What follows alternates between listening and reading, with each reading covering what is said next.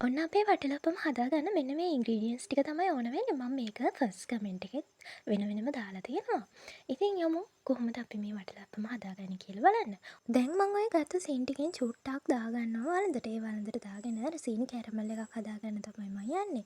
සීනි එක කැරමල් වුණාට පස්සේ හොඳ පාටක් දුඹුරු පාටක් ආවට පස්සේ මම වතුර ටිකක් දාගන්නවා. ඔන්න ඒ වෙලාවේ සීනි ටික කැට වෙනවා. හැබැයි බය වෙන්න ඕනේ නැහැ. වතුර ටික උණු වෙද්දි සීනි ටික ආයෙ දිය වෙනවා.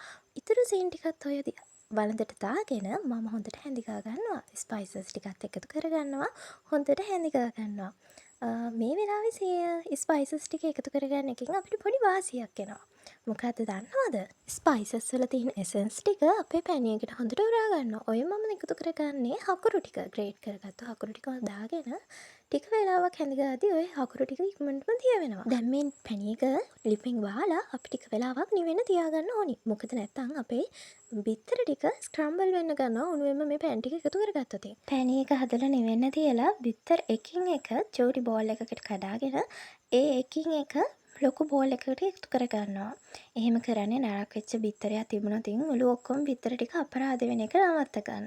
ඊට පස්සේ විස්ක් එකක් අරගෙන හිමීට මේ ටික එකතු කරගන්න ඕනි. කහමද සුදුමද වෙන වෙනම නොතියෙන්න.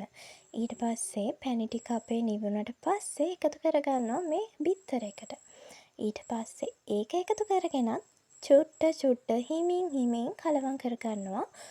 ඕව බීට් වෙන්න දෙන්නේ නැහැ. ලාවට තමයි එකතු කලවම් කරන්නේ. ඔන්න ඊට පස්සේ අපි කිරි ටික එකතු කරගන්නවා. කිරි ටික බලන්න දානකොට ලස්සන. ඔන්න ඒකත් කලවම් කරගන්නවා. වැඩි වෙලාවක් ගන්නෙ නැහැ. පොඩි වෙලාවක ඇතුළත හොඳට කලවම් කරගන්නවා. ඊට පස්සේ ලුණු චුට්ටක් දාගන්නවා. ඒක නම් ඉතින් ඔප්ෂනල්. ඔන්න වැනිලා චුට්ටක් දාගන්නවා. ඔය මං කියන්නේ මගේ වැනිලා බෝතලේ ඔච්චරයි ඉතුරු කියලා. ඔන්න ඒ ටිකක් දාගෙන කලවම් කරගන්නවා. මං කොච්චර කලවම් කරගන්න කියලා කිව්වත් ඔයාලා මේක ඕවර් බීට් වෙන සයිස් එකට නම් කලවම් කරගන්න යන්න එපා. ඔන්න අපි හදාගත්ත මිශ්‍රණය පෙරණයකින් පෙරාගෙන අපේ මේ වටලප්පම එක හදාගන්න ට්‍රේ එකට එකතු කරගන්නවා. මොකද පෙරා ගන්න ඕනි අපේ ස්පයිසස් වල රොඩු බොඩු ටික තිබුණොත් අපිට හරි විදියට රස බලන්න හම්බෙන්නේ නැහැ අපේ වටලප්පම් එකේ. ෆොයිල් පේපර් එකක් අරගෙන හොඳට කවර් කරගන්න ඕනි. නැත්නම් අපි මේක ස්ටීම් කරද්දී වතුර එකතු වෙන්න පුළුවන්. එහෙම වුණොත් අපේ වටලප්පම් එකේ රස අඩු වෙනවා. පැණි රස කෑමක ඉව වැටුණු ගමන් ඔය බලන්න අපේ ගෙදර ඉන්න කූමින්ගේ වැට හරියට නිකන් සෝමාලියාවට පාන් දාලා වගේ. මට ඔයාලට දෙයක් කියන්න අමතක වුණානේ. ඔයාලා වටලප්පම් මිශ්‍රණය හදාගන්නකොටම වතුර එකක් රත් වෙන්න තියාගන්න. මොකටද දන්නවද? දැන් ස්ටීම් කරන්න එපයි. මම නම් අද වටලප්පම් එක හදාගන්නේ මගේ oven එකේ. ඔයාලට ඉතින් oven එකක් ඕනේ නැහැ. අර ඉන්දියාප්ප තම්බන්නේ.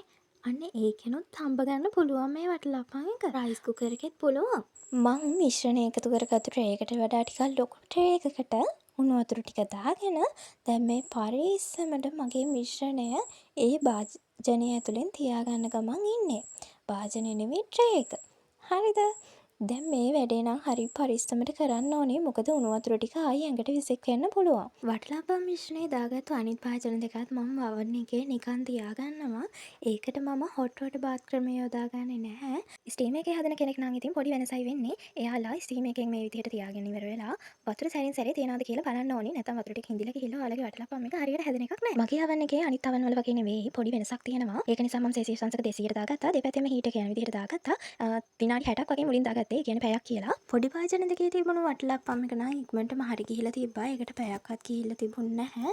අර ලොකු ට්‍රේ එකේ තිබිච්ච එකට නම් මම ආයි ටික වෙලාවක් තියාගත්තා. ඒ කියන්නේ පැය එකහමාරක් වගේ ගියා. සැරින් සැරේ ටූත් පික් එකකින් හරි ඉරටුවකින් හරි බලන්න තැඹිලාද කියලා. තැඹිලා නම් ඉරටුවේ නොගෑවී එනවා. ඔයාලා මං කියලා තිබ්බු පිළිවෙලටම හදාගත්තා නම් මේ විදියට ලස්සන සිදුරු තියෙන වටලප්පමක් ඔයාලට රස බලන්න පුළුවන්. කඩෙන් ගන්න ඒවා වගේ නෙවෙයි පුදුම රසක් තියෙන්නේ. ඔයාලත් හදලා රස බලලා මට කමෙන්ට් එකක් දාගෙන යන්නකෝ.